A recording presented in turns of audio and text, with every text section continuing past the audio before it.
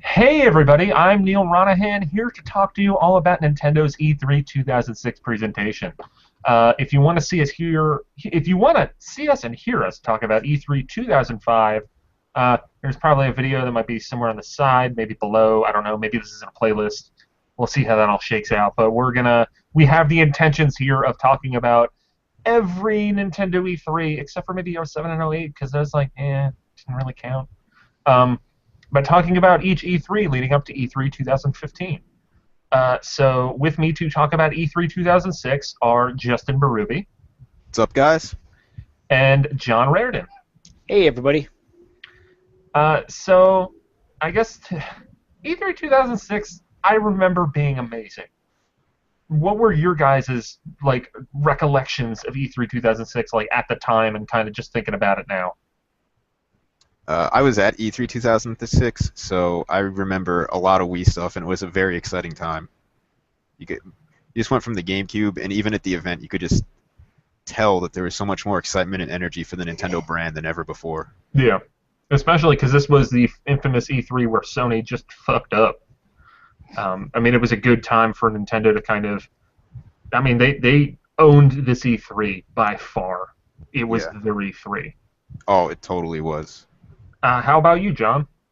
I just remember seeing pictures. I think this was the first time I would have come across pictures of the Wii Remote. I was still relatively young when this E3 happened, but I remember coming across pictures of the Wii Remote and being deeply, deeply confused over what the heck was going on with that thing. Because I hadn't seen any video of how it was being used. I just saw a colorful TV remote and was lost. Yeah, because I remember. I think I would have been. This is going to make Justin feel like he's ancient.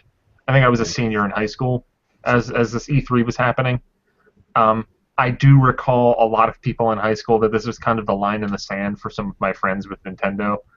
That I remember the palpable excitement in the previous two E3s about Zelda Twilight Princess, and then a lot of people feeling obliged to buy this system that they didn't really have much interest in to play the Zelda game. And I know a lot of those friends ended up not buying a Wii for several years and just bought Twilight Princess on GameCube. But Buy it for both. Yeah, I should have done that. As we were talking about right before the show, That's what I did. I have it on Wii still, but I've really been wanting to play it on GameCube. And I didn't buy that at the time, and it's still pretty expensive now. I kind of wish I just bought it in 2006. Other than the widescreen, GameCube is the better version. I think it did get slightly higher scores. Its average is 0.1 higher. I'm pretty sure it did. I think it might have been negligible. It might have been Twilight Princess on GameCube has a 96 Metacritic, and on Wii it has a 94. But that's literally what it is, I think. Yeah. Yeah, I didn't play too much of the GameCube version, but I remember preferring the bow aiming on Wii greatly. Yeah. So. Yeah, that was good. But let's Them talk Wii about controls, though. Let's talk about this E3 presentation. I think that in general, that the Nintendo E3 presentation was more sizzle than steak. It starts off with Miyamoto coming out. He's well dressed in a nice conductor's outfit, and he takes out the Wii Remote and starts conducting, and the Zelda music plays, and it's Wii music. Yay! That's how they start this one. It's Yeah, it is Wii music. Then he dances in front of an Excite Truck video, and then Red Steel's played. What the fuck? I didn't understand why. Were they trying to make it look like he was playing? Because obviously there were other people playing the games. He was just I don't still know. sort of there. What was the Maybe he direction just for refused that? to leave the stage. Yeah, where they're Miyamoto leave, and he's just don't care. He was just having some fun, guys. Yeah. Just got he's whimsical. He's the whimsical toy maker, lest we all forget. Yeah, the thing about Wii Music is that confuses me in retrospect is that they showed it at this E3, and yet it got delayed several years. Yeah, and I feel like if Wii Music came out in 2007, people probably wouldn't hate it as much. It didn't look like it was a whole lot less developed in this than it was when it actually came out. I don't know what they spent all that time doing, but... What was it? I forget. Wasn't there another Wii thing that never really came out? I know that there was Wii Health Pack that became Wii Fit or something. So the heart tracker thingy or whatever that was? Because Vitality sensor? The Yeah, Vitality sensor. Yeah, that was E3 2009. Don't worry, I went to that E3. We're gonna talk about some Vitality sensor. Yeah, but they had a bunch of. I don't know if it's in any of these sizzle reels or anything in the press conference, but they had all those demo games that became like Wii Play and Yeah, whatnot. So like the ping pong was in this. I think there was a tech demo that looking at well we were playing at GameCube at the time, but Nintendo World Report's coverage from this E3. There was apparently an obstacle course demo which appears to resemble what would later be. I know it was in at least Wii Fit Plus. It might have been in the first Wii Fit as well, which is like the obstacle course that you could run through and stuff. There's also there's a shot of a plane going over like an early Woohoo Island that looked That's like a what the Wii one is. Sports It's like resort. Wii Flight Yeah. or something Yeah. that really Yeah, show up for a long time. yeah. But yeah, so the rest of this opening of this press conference, then after Miyamoto finishes his dance routine, Reggie Fils-Aimé takes the stage, talks bold things about the Wii, really driving home the kind of brands and phrases they wanted to drill into our heads the previous 2 years. Once again, as we talked about in the E3 2005 video, this was like Nintendo's third act of their build-up to unleashing the Wii on everyone's faces, and it was very, very effective. People were really stoked right now. Some of the things that Reggie said was that playing is no longer just about the looks, it's about the feel. And it's not about what we see, because what you see is not always what you get. Still with the not-so-subtle digs at the competition. yeah, with the competition at that time, weren't they showing like a lot of pre-rendered stuff and like Yep. doctoring Yep. their screenshots up? So Yep.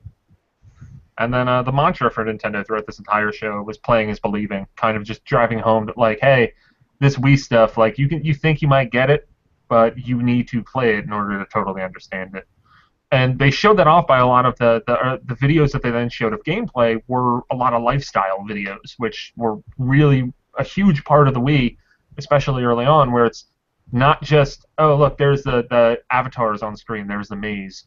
No, it's, grandma and grandpa like back there with the Wii remotes going like, yeah, or like, some dude with 2 Wii remotes drumming, because that was a thing that was a part of this. don't All forget kind of goofy, and like the lifestyle stuff even extended to, Mario Galaxy, which was shown off for, I believe, the first time ever in this E3. Yep. You also had Metroid Prime 3. diving behind the couch. Zelda Twilight Princess. Yeah, the guy hiding behind the couch in Metroid Prime 3. And I like tried it. leaping It out. doesn't help. Yeah, which I'm just like, it would probably, like, the game would just turn off and be like, we can't see your Wii remote, the sensor bar, there's interference, maybe? Like, maybe take a break. But, yeah, I mean, that was a big part of the early parts of this presentation, but it's just lifestyle footage of the Wii. And then Reggie talked more specifically about, how 2 years ago they had the DS, then last year they had Nintendogs, then at TGS the prior year they unveiled the Wii Remote, and now they're unveiling the Wii Name, which was revealed about 2 weeks before this. There is a delicious quote from Reggie in which he said about the name, "First off, we want to thank those of you who wrote good things about it the day you heard it.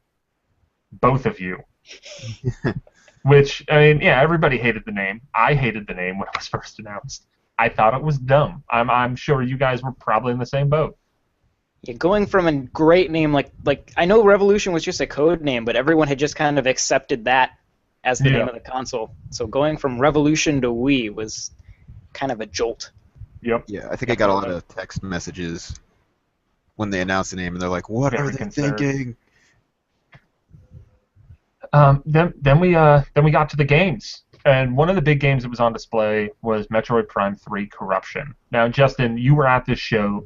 What do you remember of that demo of Metroid Prime 3? I remember more like getting used to the controls than anything in the actual demo, and I'm like, this could actually work. I mean, it was kind of like weird to adjust because it was a whole new concept. So it wasn't like I would be now if I picked it up and like, oh, I understand how this works. So you kind of have to get used to that whole like pointing at the right spot on the TV. But once you got the hang of it, I remember aiming wasn't too bad. Yeah, I mean, they did have the other big first-person shooter, which got a substantial amount of time at the C3 and actually doesn't look that bad even in retrospect. Red Steel from Ubisoft, which was the same kind of first-person shooter with the Wii Remote and the nunchuck, a new way of playing, and I don't know how much of it was a new way of playing. And the final product wasn't that great. I like it. I mean, I don't think the original Red Steel is horrible. I just don't think it's very good. Like, it's not the abomination that everyone says it is. It's really hard to go back to it now. Like, I remember I got it, I got it with my Wii when I got it, and I loved the crap out of it. The fact that I could rotate my gun by turning the Wii Remote, oh man, it was amazing. But yeah, trying to go back to it now, it is not a good time. I played the final product, and I remember having a hard time turning in that game. Yeah, there were like a lot of little issues, but I do remember that. And everyone say hi to my cat, who's now in frame. Ass on my way, cat. But I mean, I like Red Steel doesn't look that bad in this video.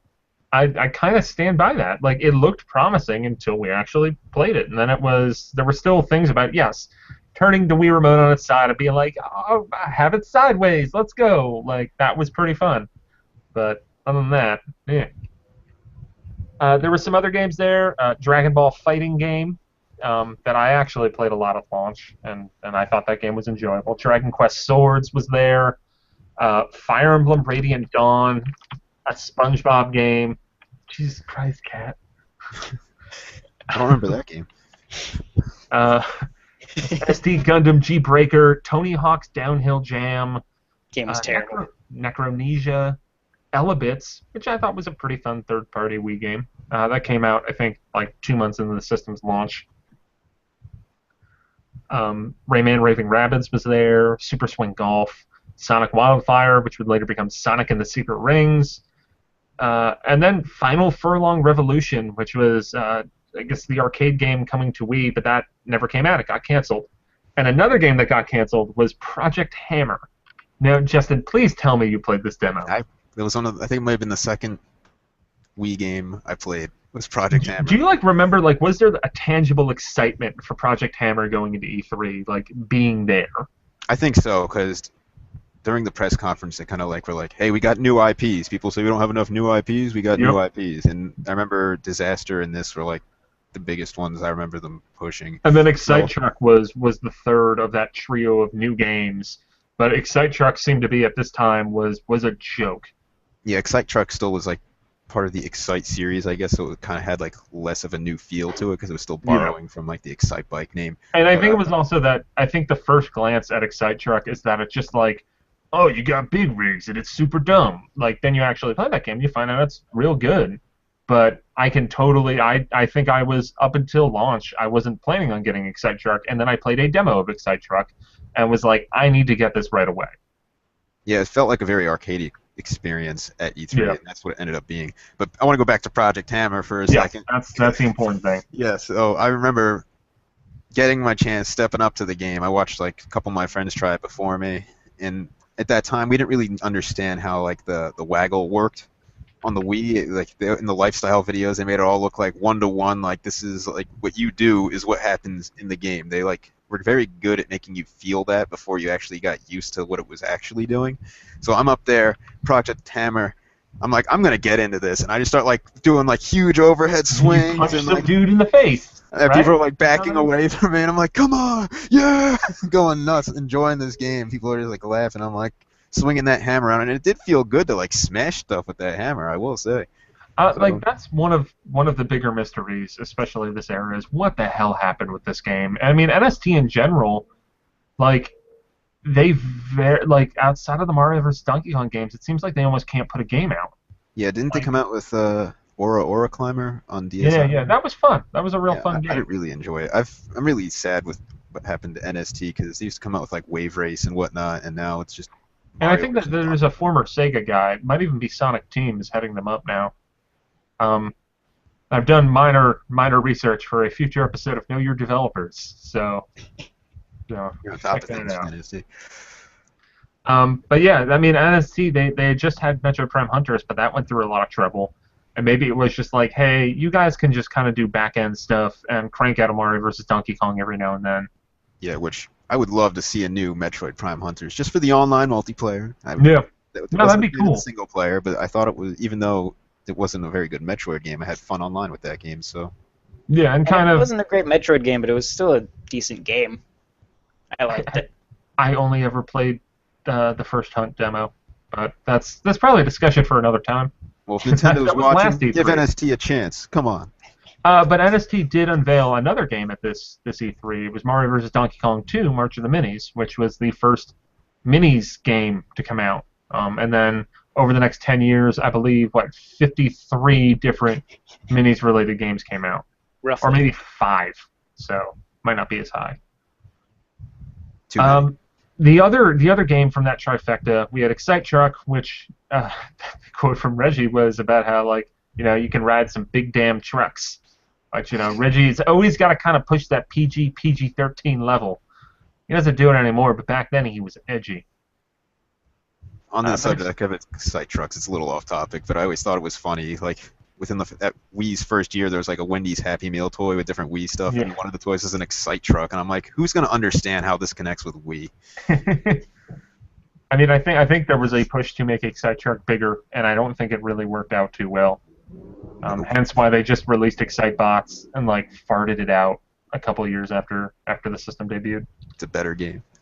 Yeah, much better game. I love Excite Bots. I will fight you if you don't think Excite Bots is a good game. So John, you better think that Excite Bots is a good game. Sure. So Excite Truck was a big part of this E3. As was Disaster Day of Crisis, which was there a demo for that on the show floor as well, Justin? No. Okay. No demo for that, unfortunately. Yeah, and I mean the video was just you were fighting natural disasters, which is what the game turned out to be. That's a real dumb game. If you have access to like a Japanese or a European Wii, or like you want to do something not right to your Wii in North America, try and play Disaster Day of Crisis. The Japanese and the European versions both have English language, and it is one of the dumbest games I've ever played. I've never played it. I've always really wanted to. It's kind of like when you play through that game, you can't get mad at Nintendo of America for not releasing that game, because it's that dumb. I thought that was part of the appeal. Yeah, and even better is if you play Disaster Day of Crisis and then think, these guys made Xenoblade after this. Right? Then your mind will explode because it doesn't make sense. Like, how do you go? It's like, yeah, we farted, and then like the next time we went to the bathroom, out came the best RPG of the past decade. These things happen. It's weird.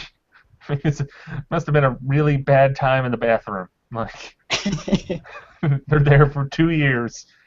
Like, I don't know, man. My shit's been developing this game for a long time. But that was most of the big games on Wii. Following what happened chronologically in this presentation, then Nate Bildorf and Bill Trinan from Treehouse came out to demo The Legend of Zelda Twilight Princess on Wii for the first time. And it was kind of weird because like the HUD looked way different in this demo than it came out in the full game. I don't know what you remember from the demo this year, Justin, but do you remember being anything way different from the final product? Not really. I think I remember there was a boss fight, I think against a spider or something like that. Yeah, they teased that in the presentation. Yeah, I remember something about that, and yeah, I remember like getting used to the controls took a second because I think this is the first game where I actually used Waggle and like kind of started to grasp it. Yeah. Because before then, like I said, I played Project H.A.M.E.R. Did it use in the demo they were showing? It looked like you were using like the B button to attack, and it wasn't mirrored, so it looked like the Wii Remote was mapped to the shield. Maybe that's how it works. I really don't remember too well, so if my memory is a little off on that, I apologize. Justin. Yeah, because when do you think we have Sorry. Link is still left-handed in the demo they showed. Yeah. Let me just put this out there. Just trying to get to these games was a huge challenge in itself. Yeah. So I mean, and I guess this might be a little lost on some people, but well, this would have been the last of the big E3s, and Oh, as it was far as I know, huge. with Nintendo's booth, is that it was closed off, and you had to wait on a line to get in to play the Wii games, It was and just the Wii that was that this closed Wii off. line was fucking ridiculous. Yeah, you could probably still look up videos online when they open the doors. Like, there's just like a huge rush to get in that Wii Yeah. line, and people who are like, I guess, working for other booths would already be in that line when you got there. And I remember, like, if you go back and look at some of those videos, you can actually see me running and like ducking underneath someone's arm that was just standing there and like getting there, because even when I ran, it still took me like 2 hours to get into that mini booth thing, Yeah. and it was very poorly set up. So there's a huge line. I think the line went for like 6 hours long to get in there. And once you got in the booth, you were like funneled through this area. And to get to the actual Wii games, there was like this very horribly designed corner where like maybe one person can fit by to get around it. And most people were tripping through it and whatnot. And then once you got in, you had to wait in line even longer to like try these games. So I think I waited for like 40, 45 minutes just to play Mario Galaxy. Yeah, and I mean, I remember I mean, there were similar times like this throughout Nintendo's E3 history after this. Like the E3 2010 with the 3DS was pretty jam packed. Yeah. E3 2011 when the first showing of the Wii U had a hell of a line, and I Yep. think probably the most damning thing, which at the time I should have realized, like, oh, the Wii U's in trouble, is that the way their booth was set up in E3 2012 before the Wii U came out, it was very clearly set up to be prepared for this kind of onslaught, like they had for the Wii, like they had for the 3DS, like they had for the Wii U the year before. But I remember there was a mad rush through the booth when the show floor opened, and then it dissipated. And like, okay, you might have to wait a few people to like play Pikmin or Nintendo Land games, but they was not mobbed ever. Yeah, That it started entire out. show. They were expecting it first, and they had like it roped off and whatnot. Yep. And then after like a couple hours, they're like, "I guess we don't need this," and just kind of quietly got rid of it. Yeah, I remember I went in there with Aaron from NWR, and we just walked up and started playing all the Nintendo Land games. We went from like kiosk to kiosk playing each Nintendo Land demo that we played, and then after that we saw TYP and Patrick Barnett waiting on a line, and they're like, "How did you guys get in?" And I'm like, "We just walked in." And then TYP and Patrick realized that they were on a line for nothing, and then just walked in. Well, Nintendo got you so used to those lines, Yeah. which Um, are really bad. Yeah. But so going off to what then at the end of that they confirmed that Twilight Princess was coming out to GameCube and Wii on the same day in North America, which didn't actually happen because the GameCube version came out a couple weeks after launch in North America. Can I talk about the delay for a second? Sure. Yeah, I remember they delayed it, I think, in August of 2005. So Yeah. it was like only a few months before people were expecting it. And I really don't know how much heads up Nintendo of America had on this, because if you remember Camp Hyrule that year, it was all based around like Twilight Princess, I think. Yeah, the Twilight Realm. I think that might have been the year that I was actually somewhat involved with Camp Hyrule. Yeah, and then like during Camp Hyrule, they're like, it's delayed, and then it just looked horrible because like everything was Twilight Princess themed, and you're like, oh There my. wasn't a lot. Okay, you had the Wi-Fi connection stuff on DS, but there wasn't a whole hell of a lot else for Nintendo that time. Yep. Mario Kart and Animal Crossing that year. Yeah. But, yeah. So yeah, at I mean, least- especially on GameCube, like it's like we're looking at now to a degree with Wii U. so I really wonder if that game was basically done in 2005, and they just worked on a Wii port for That a year. that could have been it. Like, I mean, that's definitely not it for Zelda on Wii U. Like, I think that game needs another year. Yeah, but I Like, really it's feel getting like it's getting delayed for a reason. Whereas Twilight Princess, I think, was way closer to being done than people might assume. I think they just like worked on the Wii port in that Yeah. year. That's I don't have any confirmation on that, but honestly, that's how it really felt in the end. Yep. So some of the other third-party games that were shown off at this was Sonic Wildfire, which would be Sonic and the Secret Rings. I thought that game was pretty fun. Just throwing that out there.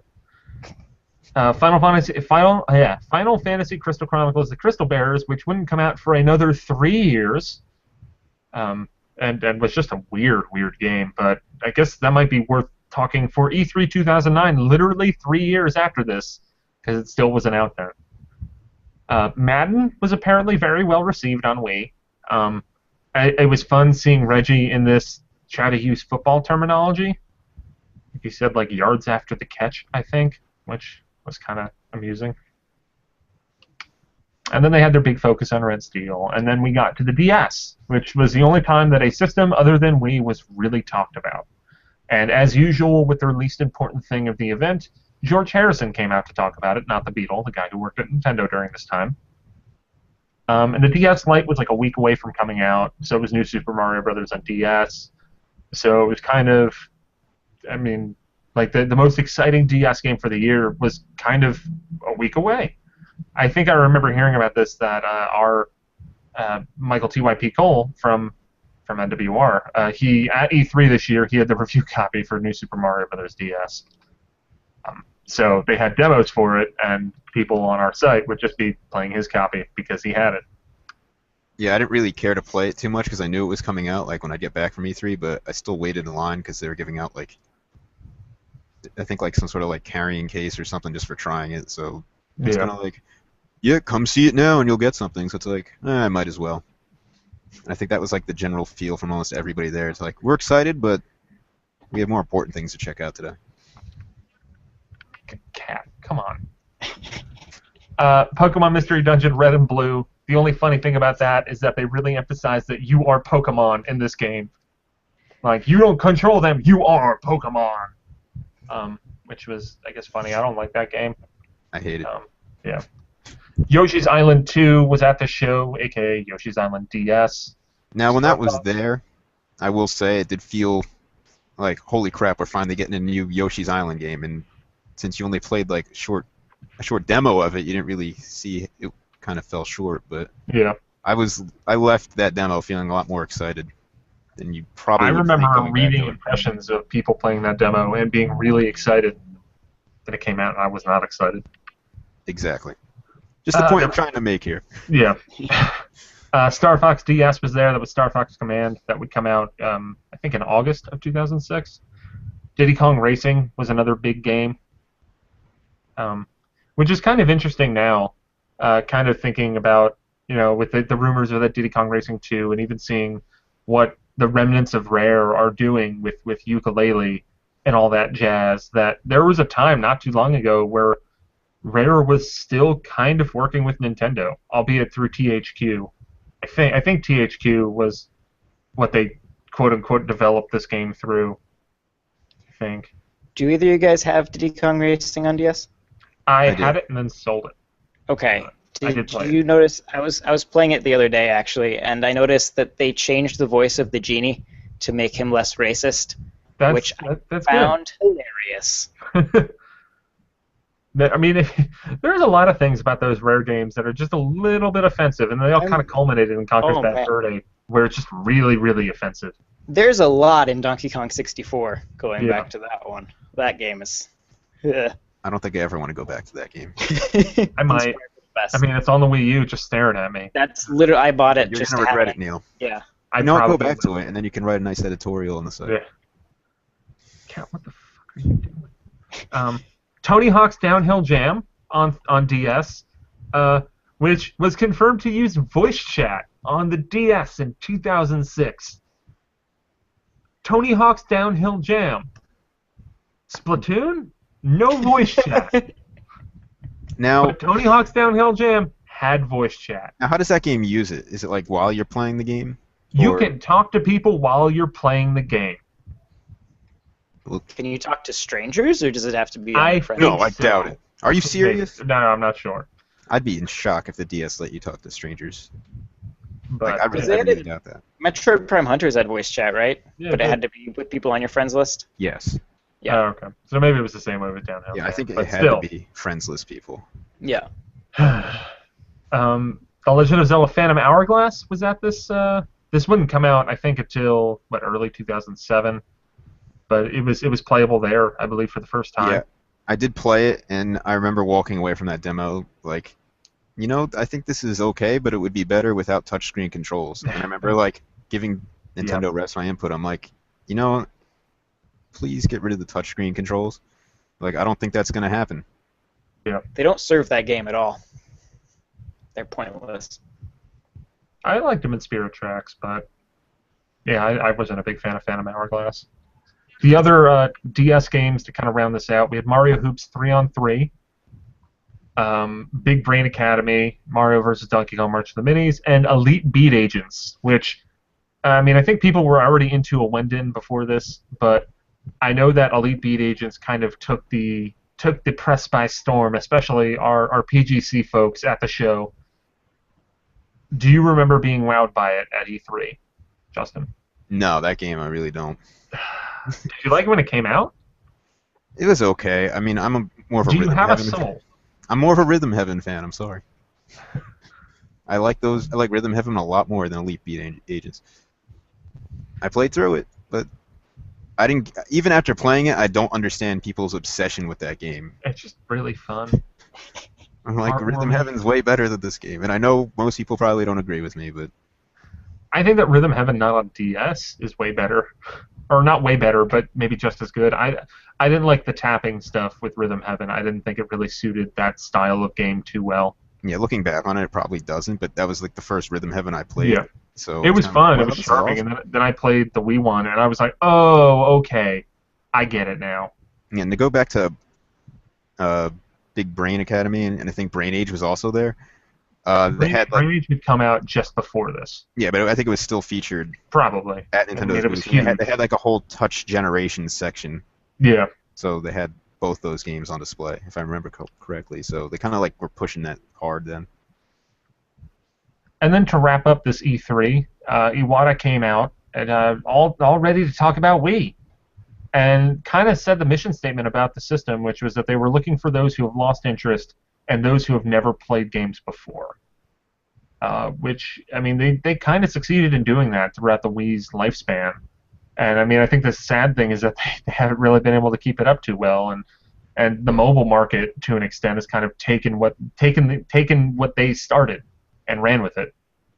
And he kind of talked about how, you know, the DS was disruptive and people didn't totally get it right away, but then it eventually clicked. The Wii, it didn't take people long at all, but I would imagine that line of thinking might have been why Nintendo kind of stuck with the Wii U according to plan for a while before they kind of drastically restructured it. I have a feeling that Iwata cited the DS and cited the Wii in, you know, talking to shareholders and stuff, and I think there are quotes to back that up from Q&As. But yeah, what do you guys have to say about Iwata talking about the Wii and its origins and goals? I think Not it was much. very ambitious, and at the time, it was kind of hard to fully grasp that they'd accomplished what they were aiming to do. Yeah. A lot of people after the GameCube were like writing them off a bit. So to have Nintendo try a radically different approach and succeed was refreshing and a lot of fun.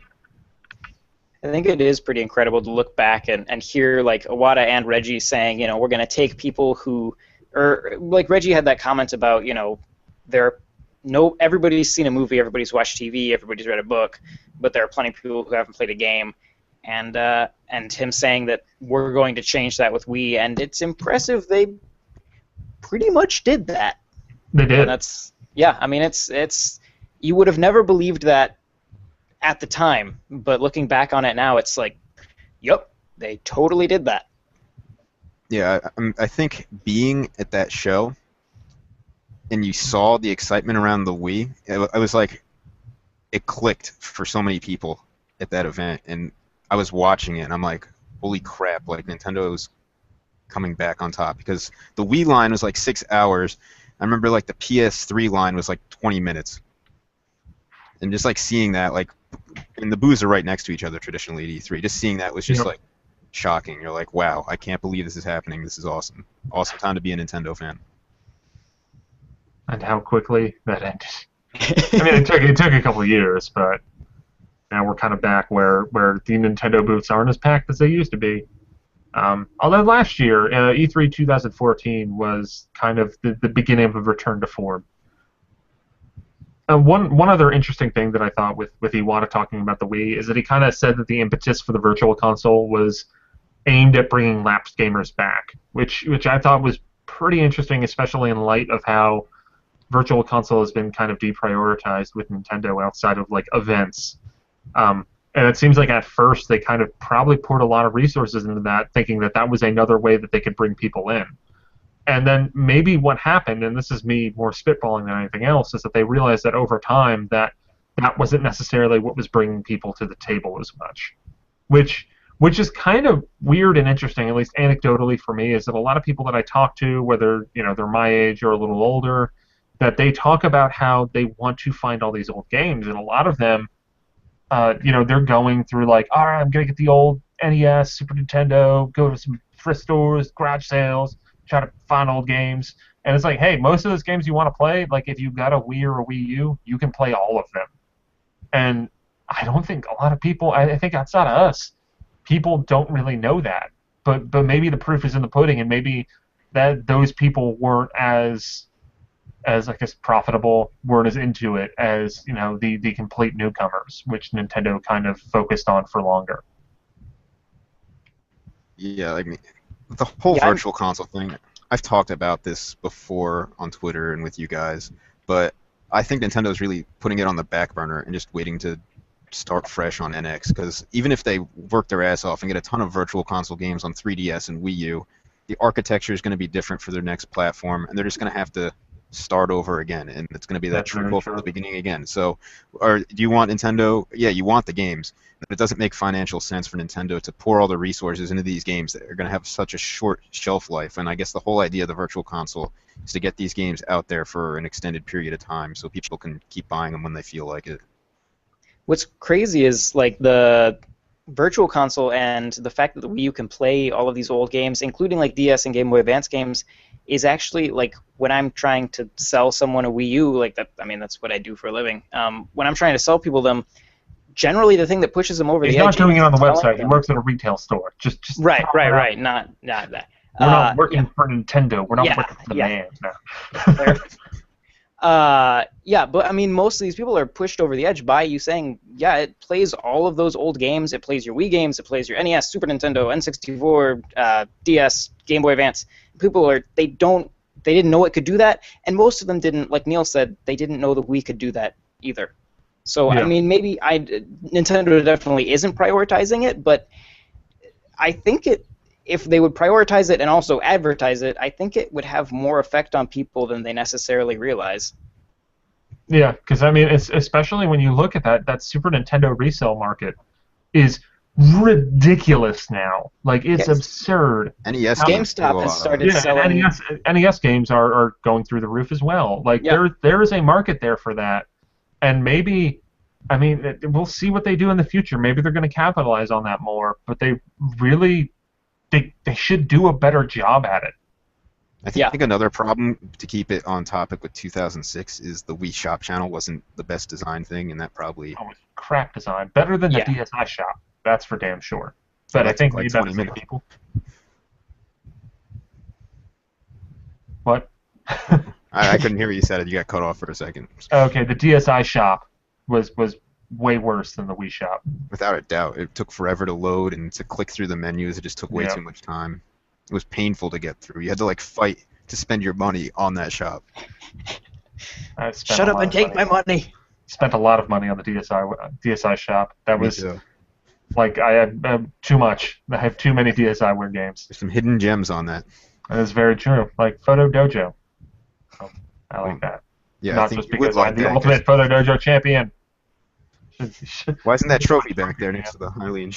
That'll be for next week. The last thing was Wii Connect 24, which probably the less said about that, the better. Although, from hearing what Iwata was saying about it, it basically was realized to better effect the Spot Pass. They just gave it a different name, but it's essentially the same thing. And that's I think I was very excited for Wii Connect 24, and it didn't really pan out too much. Yeah. And there's one more thing about this E3 I don't think you remember. Well, I might be. Like, give me a little time, because I got some more notes here. Okay.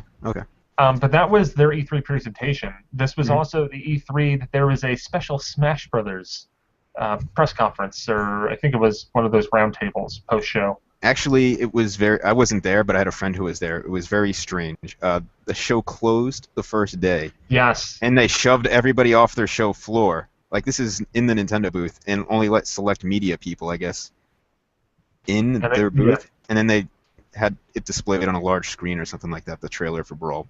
Yeah. And they revealed at this event Meta Knight, Zero Suit Samus, Wario, Pit, and then the big surprise reveal was Solid Snake. Yep. Which, I mean, that was I have some notes for the Planet GameCube's E3 2006 awards, and that was the best surprise. One of the most disappointing things was that there was no playable Smash Brothers. I mean, it was still 2 years away at the time, but Yeah, I mean, I really thought I'd be playing Smash Brothers that year. So yeah. that was one of the biggest disappointments, and I still don't understand why they didn't just show Smash Brothers during their press conference. When I think it was way earlier in development than you might think. Well, I mean, just show that trailer during their press conference, and they didn't. Yeah, that is true. But maybe it's because they wanted to kind of have.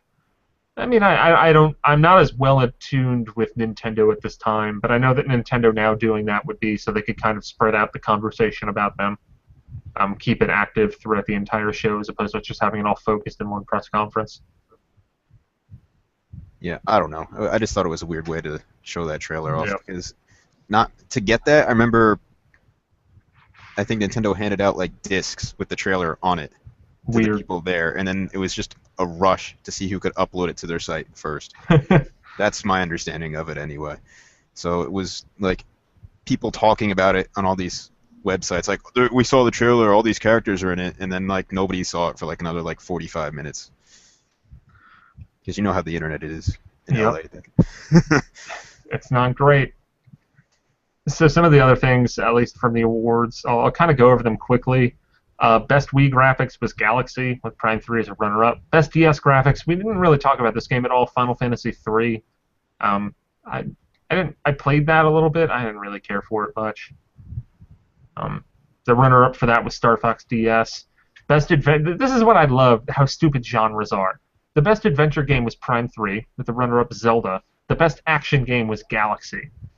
How genres are weird. Well, Super Mario Brothers on the NES, that's part of the action series, right?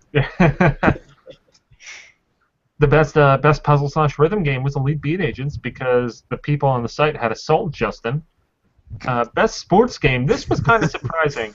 The PGC staff they awarded Madden NFL 07 as the best sports game at E3 2006, not Wii Sports or any of those individual games. I think people were really impressed with Madden at first on Wii, and I remember playing it and I enjoyed it, but like there were a lot of issues with that first Wii Madden that they kind of refined and realized the limitations of the controllers as the system wore on.